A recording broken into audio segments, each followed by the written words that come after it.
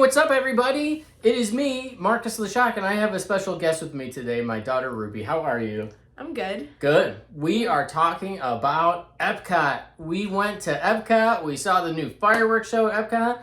First of all, how's it feel to be on my channel with me? It feels, your amazing dad. It feels so good. Such a honor. So anyway, we were at EPCOT. We saw the new fireworks show there. Luminous The Symphony of Us. I almost couldn't remember what it was called. Luminous The Symphony of Us is what it is called. It replaces Harmonious, which was the fireworks show before. But we were there on the opening night of the show. We're gonna show a little clip of it first so you can see what it looks like. This is the finale of the show, so you get a sense of everything, what it looks like there in the lagoon. Take a look.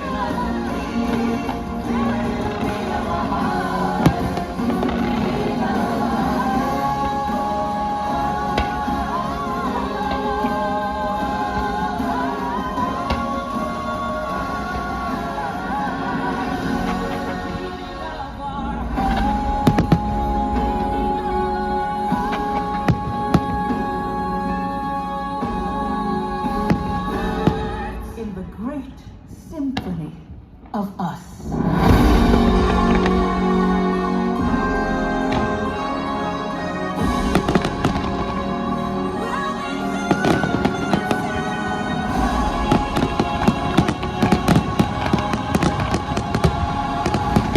So yeah, that was just the end of the show, which, how long would you say it was? Probably about 10 minutes? It was like 10 minutes. 10, 15 minutes maybe? Yeah. 15 minutes, something like that. What was your impression of this? Because, well, first of all, we should say that, Ruby, when was the last time you were at EPCOT? Do you remember? Oh my gosh, I do not remember anything You were at all. 4 years old, so it was like I didn't 10 even years know ago. I'd been. Yeah, so you don't remember really I don't anything remember about anything. it. So this was kind of your first... Yeah. Really, it's your first, because you don't remember any of the Disney nighttime shows. Probably, No, I don't like remember anything. anyway. I don't even remember being at like Animal Kingdom or anything like that. Yeah, and we went there a few years ago, but we never saw I don't know if we saw like a fireworks show or not. But anyway, what was your like impression of seeing that kind of for the first time, something like that? I think that it was very good. It was like well made, and it was like stunning. I think there were some parts that like were didn't really make a lot of sense, but like overall I think it was very good. Meaning like very in the like story part of it? Yeah, in the story. Okay. Sometimes it was like, how does this fit into it, or like. Yeah, there was a lot of narration in it, from what I remember. Right, there was a lot of sort of talking. Mm-hmm. It was like a story. Yeah, a story was playing, which I think is what they're kind of going for, a story with it.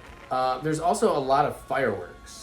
Yeah. There were a lot of fireworks, and some of these shows now, when you go, there's a lot of like projection and lights and things, and there was that. But this one I felt like had a ton of fireworks in it, and I'm a big fireworks fan, so that kind of blew me away. But yeah, there was that section in the middle of it that I felt kind of dragged a little bit. I felt kind of sad. Yes, it was kind of somber. Yes, it was. It's just really, it's amazing to think that they're doing that every night. They are blowing off that many fireworks every night. It's a lot of fireworks. I can't imagine what it costs, but it'll be interesting to see like if it takes off and it is there long term or not. They want these shows to be successful because then people stay in the park and you end up spending more money and all of that stuff. So overall, would you say it was would you give it a good review? Yes, I would give a great review. I think it was great. Another thing that was new this year was the new section at EPCOT where the garden section, the World Celebration garden there at EPCOT, where they have all the new seating and everything. What did you think of that? Remember when it was so pretty. Yeah. And it was very like peaceful. And they had places to charge your phone and just like, stuff like that. And it was like it was very nice. And it was a really busy day when we were there, and I was wondering, when it gets really busy at EPCOT, will all the seating be full? Like, will there be nowhere to sit? But each time we went through there was plenty of places to sit. There was plenty. It felt very open. It didn't feel crowded. And I liked that, actually. I think it's a cool thing to have more places to just kind of relax, because we walked about 10 miles that day. Yeah, it was a lot of walking. Yeah, it's a lot of walking, and so you want that time to just chill. And then at the other end of it, they have this new Walt Disney statue that they unveiled where you can actually sit on a bench and get your picture taken next to Walt Disney. However, on the day we were there, the line was 45 minutes. It was like, there was like a time and there was someone like instructing people where to go in the line and stuff. It was... They have the guy at the end of the line that says like line starts here.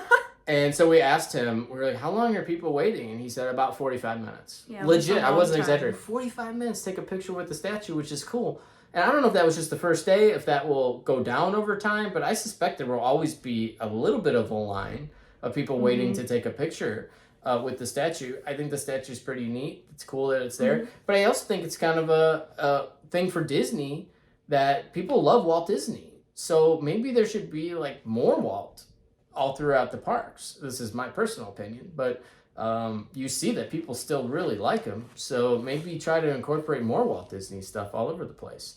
But the other thing we did, which was a first for me and definitely a first for you, was the new Moana, the Journey of Water Moana attraction, which is the walkthrough. What did you think of the Moana stuff?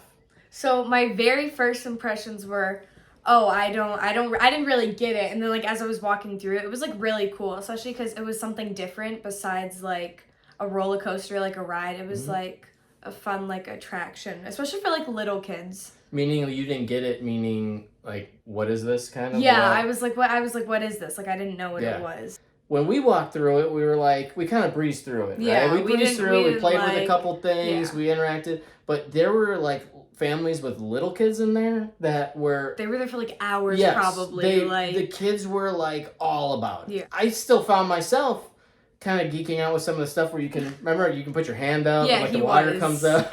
I was. You were stomping on the thing with the water flying up in the air. Yeah.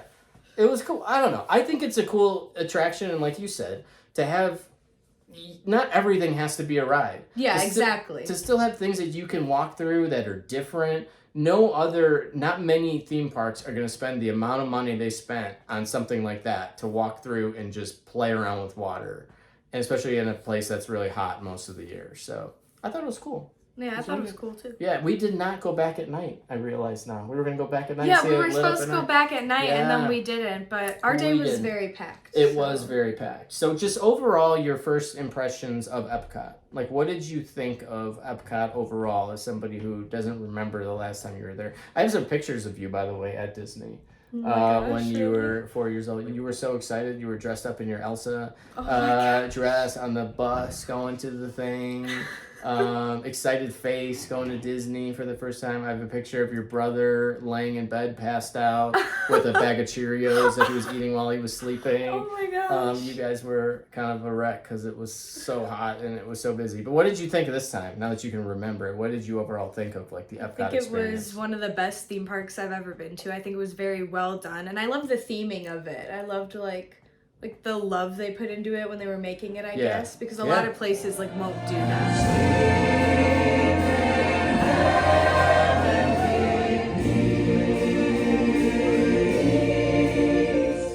Also, when we were there, it was the holiday time, so they had a bunch of holiday things, including the candlelight processional, which we did. So if you don't know the candlelight processional, it is done like 3 times a night, and a celebrity narrator every night reads basically the story of Jesus. The Christmas story. And the angel said to them, "Fear not." John Stamos was the narrator, and we got in line about an hour and a half before. Yeah, it was an hour and a half. An hour and a half before, and the line was long. It was so long. It was stretching so long. way down. We didn't know if we were gonna get a seat. There were people like right in front of us, and the line had stopped moving, and they were letting the choir through. So we were like, "Oh, it's starting." It was 5:13. Like the choir was performing. They were funneling into the theater, right? So we didn't know. We were like, "Oh, we're not gonna get in. It's like 2 minutes before." So we were like, "Oh, this isn't gonna happen." And there were people in front of us. It was like an elderly couple. Yeah, they were older. They were. What did they say? I don't know what they said. They were walking. They were getting out of line. Yeah. And so I said to him, I said, "Oh, did you hear? Did they shut the line down? Meaning, like, did you hear we're not getting in for this show?" And he said, "It's 5:13. We're definitely not getting in. It's starting in 2 minutes."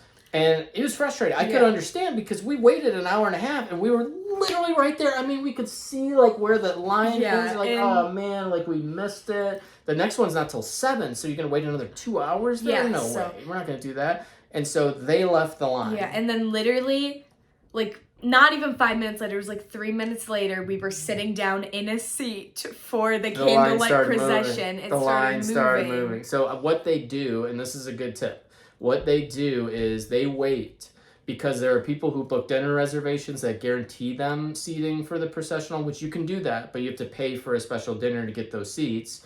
And then there's probably some other VIPs, and I'm guessing friends and family of the choir or whoever that they reserve seats for. But then at that last moment, they fill every possible seat. So they open the line, and a ton of people got in after us too.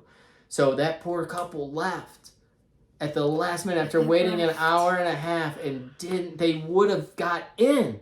So, play to the buzzer, people. Don't quit with a minute left in the game when there's still a chance that you could win.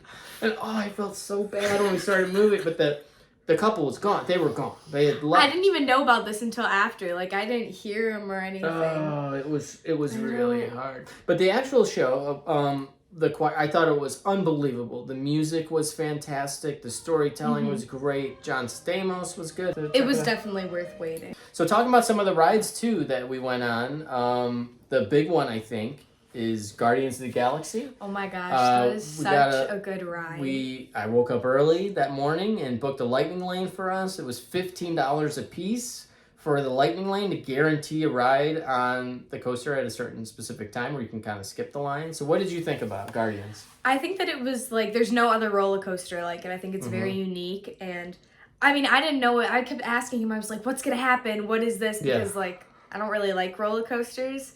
And he wouldn't tell me. He's like, there's nothing like it you'll see. And there really was nothing like it. It was amazing. It was funny because when you get on the coaster and you start going, and if people have been on it, they know, you go up like a little lift hill, and then you go into the room where there's like a screen that wraps around. And that's the first time when the coaster car, as you're going, turns. And it's this weird feeling, right? Where it's like... I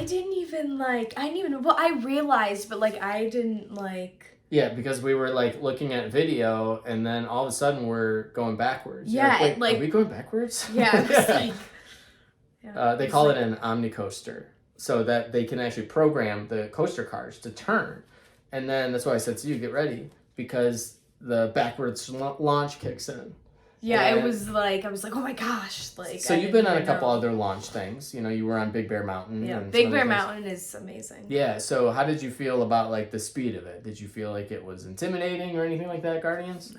No. I did not think it was bad at all. Well, I was like, oh, is this the launch? That was what I was. Yeah. Especially with like after being on Big Bear Mountain, Yeah. I was like, oh, that's not terrible. No, it's not terrible, but it is completely unique. And the visual effects and everything in it is just spectacular. And neither of us threw up afterwards. There are the garbage cans when you get off. Oh my gosh, the garbage cans are the funniest thing. There's like 10. There's a lot of garbage cans. So you notice when you get off, and I pointed them out, I'm like, see all these garbage cans? They're here purposely for a reason. Not just for you to throw away garbage that's in your pockets, but just in case you get off and it's a little much. But I still maintain that Guardians needs another launch at the end. Like, when it's over, there should be another, like, boom, fast launch to, like, take you back to the current time or whatever the story I was. didn't know it was over. Everybody I was says waiting for something else, and he's like, it's over, and I was like, really? Yeah. Like, I didn't know. It's still awesome, but it's still like, for how it starts and like the wow factor of the beginning, I feel like it needs a punch at the end.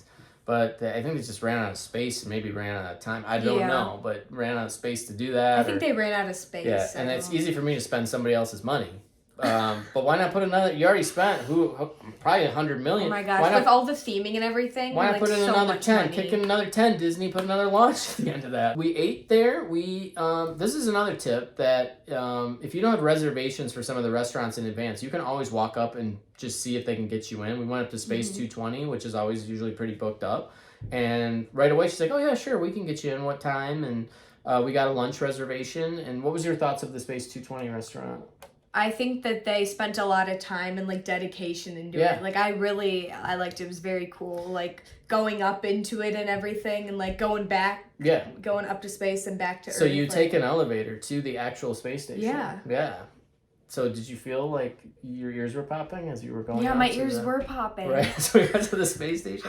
But it's It was neat crazy. because, you know, they just made it basically a restaurant and they turned it into you going into space, which is cool. And when you get up there, there's the whole window looking out at Earth. There were the astronauts flying around. Yeah, astronauts flying around, which was cool. And as far as food goes, it's $55 for lunch per person, so it's not cheap. No, and you get 2 courses, so you get an appetizer and you get a main course. It doesn't include drinks or dessert. I highly recommend for the appetizer the buffalo cauliflower. It is lightly battered and fried. That one's so and good. It's not drenched in buffalo sauce, but there's a little bit of buffalo sauce on the plate, so you can sort of dip the pieces in that. I almost wish, I don't know what our dog is doing here. I almost wish it wasn't fried. Like, I can't eat it all because it's fried and, like, it just gets too heavy for me toward the end. I ate but it you, all. I you loved liked it. Though. Yeah, it was really good. And a lot of people say, like, I'm not going to order cauliflower. Just trust me, try it. Yeah, I didn't order it because I wasn't going to order cauliflower. Like, and then can I have that? I'm like, yeah, have as much as you want. But you had, for your appetizer, you had, like, a sushi. I can't remember what it was called. But it was some kind of... It was a tuna. I don't want to butcher it, but it was like a tuna, it was like right? the nepatana or this. It was the sushi dish. It was like a raw fish, Yeah. almost like a sashimi. It was like sashimi. Yeah, but And you thought it was good. I saw you really crushed it. So good. It was very good. And then for the entree, the steak salad, you had the pad thai, right? I had the space pad thai, How and was that was the pad thai? really good. It was was good? so good. Yeah. I almost ate the whole thing, but it was a lot. Like, it was a decent amount It's of food. a ton of food. Another thing we did while we were there is we did the Skyliner. It's like when if you've ever been skiing, it's like like a the gondola. yeah. Mm-hmm. The tram thing that takes you up Yeah, it like the mountain. takes you up. It takes you to the park. Right, so it takes you, it can go to EPCOT, it can go to Hollywood Studios, and a bunch of hotels. Yeah. It's just an FYI, if you are staying at a hotel, at the end of the night, I mean, we were like... You want to get out of there really, like if you're tired, like we were tired, Yes. you want to get to the skyline. You don't want to like hesitate. We were so tired and we're like, we raced out of there. Yeah, so I was like... fast to get to, we were like bobbing and weaving. Yeah. Apologies to anybody that all if those you saw poor us, people. if you saw us and we were just zipping in front of you. I was crabby and we running. Were those people. We were those people. It was really just apologies to really the entire people. So at annoying. Epcot. Sorry. Yes. But when you get out of the park and you get to the Skyliner and the line. We were so fast. God. Like, I thought, he was telling me, he was like, no, this is going to be a long line. I was like, no, we were so fast. Like, we beat the crowd. So long. Oh my and it kept going, and we kept getting further away from the Skyliner. Yeah, you had to, like, run to get in line. People kept, like, there's the guy with the line starts here. But he had to, like, keep walking backwards and oh my gosh. But the line was only, like, it went fast. It was only, like, we tried to time it, but it was, like, the line itself was probably, like, I would say, like, 30 minutes. It was 30 minutes. But we were, at the end of your day, it feels like 5 hours. It felt like forever. But, like, I checked my phone and I was like, oh, only 30 minutes? But no, it felt, like, very long. By the time the show ended to when we got into our hotel room, it was an hour. Yeah, it was an hour. An hour. And you know what, though? I talked to people that were there who were locals who were there, and they drove home from Epcot. The parking lot was a nightmare also.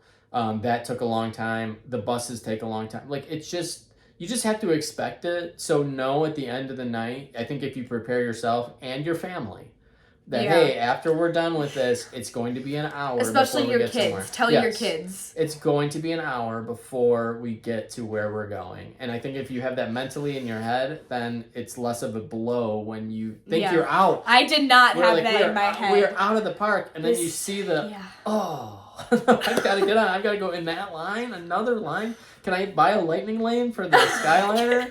Like, nah, you can't. That's a good idea, though. That's a moneymaker. That is a huge moneymaker. He would pay like $100 Disney each. Epcot lightning lanes for the Skyliner. But it was a great trip, and if you have any Epcot tips, leave them in the comments below. Don't forget to subscribe, and until the next thing, see y'all later. Bye.